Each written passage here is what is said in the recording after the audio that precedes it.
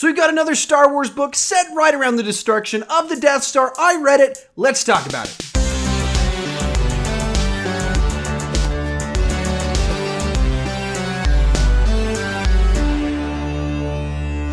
So Star Wars Battlefront II Inferno Squad is a Star Wars story told from the perspective of the Imperial side. A TIE fighter from the Battle of Yavin survives the destruction of the Death Star, and she gets put on the Inferno Squad. That's a group of elite Imperial officers who are being sent undercover to try and take out the rebellion, and specifically they are sent out to a group of basically Saw Gerrera's fanboys that are the current terrorists of the rebellion. They're the worst of the worst, doing the most extreme stuff to try and take down the Empire. The Inferno Squad is sent in to infiltrate them and take them down, and that is the plot of the book. So before I go into my thoughts on it, my review of it, I want to tell you this. This review is brought to you by one of my patrons, Michael Ramos.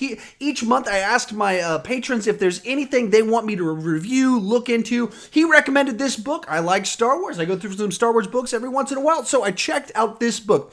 If you want to go the extra mile supporting my channel, if you're a big fan of what I do, please consider supporting me on Patreon. It's a way that you can financially support my channel directly. It goes towards, getting new microphones like this one or new cameras like this one right here. I could use a new green screen back here, but that's what the money goes toward, to support my channel so it can be the best it can. Michael Ramos supported it, so we have this video. Please consider doing so yourself. With all that said, let's go into my thoughts on this book, and I'll just say right off the bat, I didn't like it. I didn't really like it at all. I don't have anything good to say about it. Normally I go, let's talk about the good. I don't have any goods to say about it. I mean, it's professionally written. It's not like an incompetent book or anything like that. It's properly structured, clear characters. You understand why things are happening. It's written properly.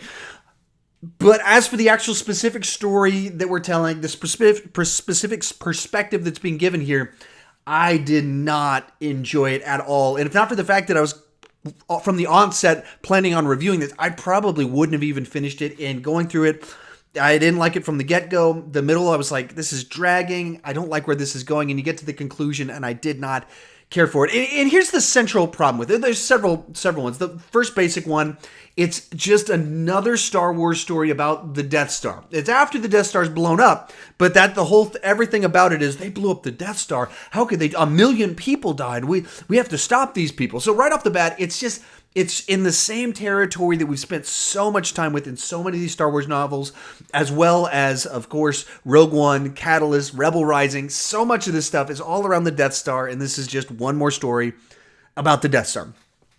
Second one is that it doesn't really dive too much even deeper into the Imperial take on things or build a case for the Imperial side for things.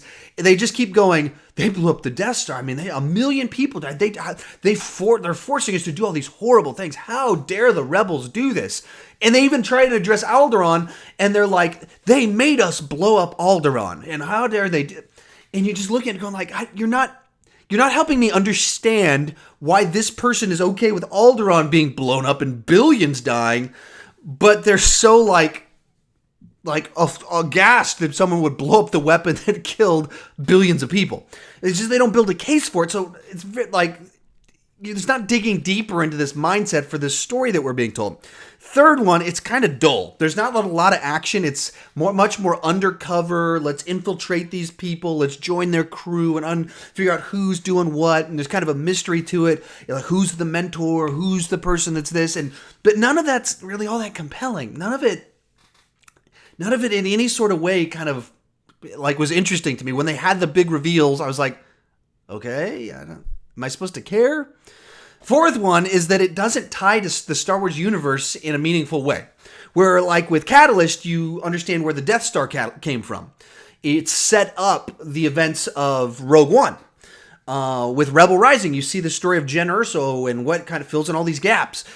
If you look at Bloodline, it tells the story of what was Princess Leia doing if like 5-6 years. What was the buildup that led to the First Order and the events of The Force Awakens? This one, you're just following some Imperials infiltrating a group of people. It's like this very mild sort of, oh, okay, so stuff was going on in the Star Wars universe after the Death Star blew up.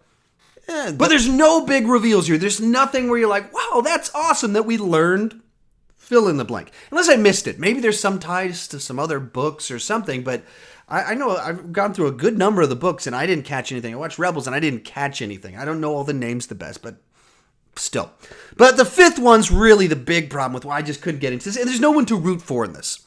So in the story, you've got the Empire and our lead characters who are justifying the whole movie, the destruction of Alderaan.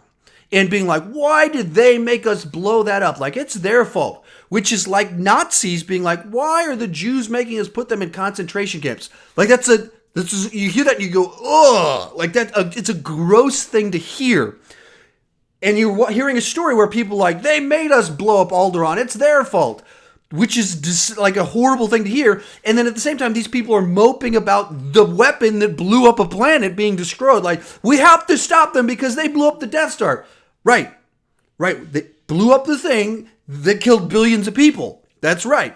So that's one group of people that were like, they're the leads in this. So I'm not connected with the people that are okay with this. On the flip side, you have the worst of the rebels. People that have no moral compass. Like, they're evil and they're doing terrible things, so we can do terrible things and we can blow up kids and we can do suicide bombing.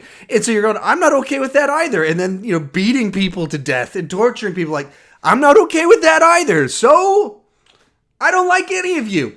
And it's like the way they were doing the story is so that we can tell a story that we back these Imperial spies, you had to give us horrible rebels.